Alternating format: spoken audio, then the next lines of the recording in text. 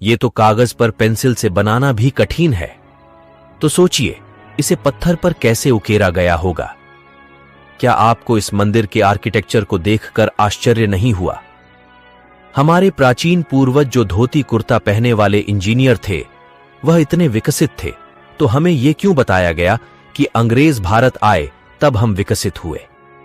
इसे देखने के बाद भी अगर आप वामपंथी इतिहासकारों के डॉक्टर षड्यंत्रों का अंदाजा नहीं लगा पाए, तो आपका स्वाभिमान अंदर ही अंदर मृत हो रहा है। यह प्रतिमा प्राचीन मंदिर के एक स्तंभ पर निर्मित है। 0.5 मिमी व्यास से कम पतली छड़ी को इस प्रतिमा के एक कान में प्रवेश कराने पर छड़ी का दूसरा सिरा दूसरे कान से होकर बाहर निकल जाता है। क्या आप बता सकते धोती कुर्ता पहनने वाले प्राचीन इंजीनियरों ने यहाँ किस तरह की टेक्नोलॉजी का इस्तेमाल किया होगा? भारतवर्ष के हिंदू मंदिर की भव्यता देखिए। इस मंदिर की मूर्तियों और छत के अंदर जो पत्थर उपयोग किया गया है वह है बेसाल्ट, जो कि पृथ्वी पर सबसे मुश्किल पत्थरों में से एक है। इसे आज की आधुनिक डायमंड इलेक्ट्रॉन मशीन ही काट सकती है, वह भी केवल 1 इंच प्रति घंटे की दर से। अब आप सोचिए कैसे इन्होंने 900 साल पहले इस पत्थर पर इतनी बारीक कारीगरी की है। यहाँ पर एक नृत्यांगना की मूर्ति भी है जिसने हाई हील पहनी हुई है। सबसे ज्यादा अगर कुछ आश्चर्यजनक है वह है इस मंदिर की छत। यहाँ पर इतनी बारीक कारीगरी की गई है जिसकी सुंदरता देखते ही बनती है। मंदिर की बाहर की तरफ जो पिलर लगे हुए हैं उन पर कारीगरी देखिए। दूसरा, उनकी चमक और लेवल में कटाई। मंदिर के प्रांगण में एक नंदी भी है जो भी इसी पत्थर से बना हुआ है, और उस पर जो कारीगरी की हुई है वह भी बहुत अद्भुत है। ये जो फोटो आप देख रहे हो आपके स्क्रीन पर 6000 वर्ष पुराना है। दरबंद ई बेलुला चट्टान में मिला, वह भी इराक में। यह फोटो भगवान राम की है। इस चित्र में एक राजा को दिखाया गया है जिसके हाथ में धनुष और तीर है। चित्र को गौर से देखिए, नीचे की तरफ जिसमें हनुमान जी की छवि दिखाई दे रही है। इतिहास में कुछ तो है जो हमसे दूर है। चेन्न केशवा मंदिर कर्नाटक प्रतिमा के हाथ और कंगन को देखिए। क्या आपको लगता है कि ऐसी फिनिशिंग और बारीक नक्काशी केवल छेनी हथौड़ी से संभव है?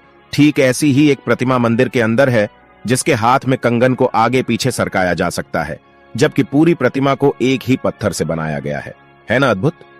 सच तो यह है कि हमारे मंदिर 7 आश्चर्यों की लिस्ट बनाने वालों की तुष्टिकरण की भेंट चढ़ाया गया। 1000 साल नहीं, 5000 साल नहीं, 10,000 साल भी नहीं और 20,000 साल भी नहीं। बात करते हैं करीब 28,500 साल की, जब इस धरती लोक में कोई अब्राहमिक रिलीजन जैसे कि क्रिश्चियनिटी और इस्लाम एग्जिस्ट ही नहीं करते थे। बात हो रही है कल्प विग्रह की। साल 1859 में नेपाल में शिव जी की एक ऐसी सॉलिड ब्रोंज से बनी मूर्ति मिलती है जिसे जब यूनिवर्सिटी ऑफ कैलिफोर्निया में रेडियो कार्बन डेटिंग की जाती है तो यह पता चलता है कि यह मूर्ति करीब 26,000 साल से 28,000 साल पुरानी हो सकती है, जो पूरे हिंदू इतिहास में धरती पर मिला सबसे पुराना लॉर्ड शिवा का आइडल था।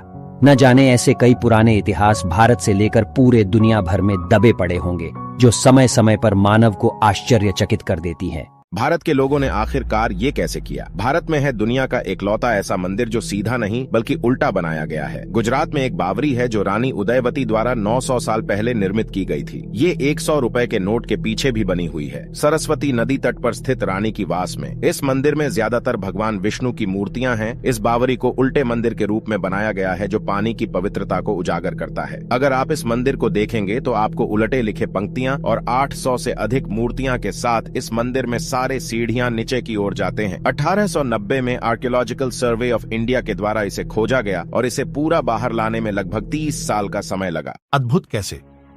इतना घर्षण रहित तो बेयरिंग लगाने पर भी न चल सकेगा। भारत के मंदिरों की अद्भुत अविश्वसनीय कुशल शिल्पकारी एक ही पत्थर को काटकर नक्काशी तक तो ठीक थी, पर पत्थर के अंदर इतनी घर्षण कैसे?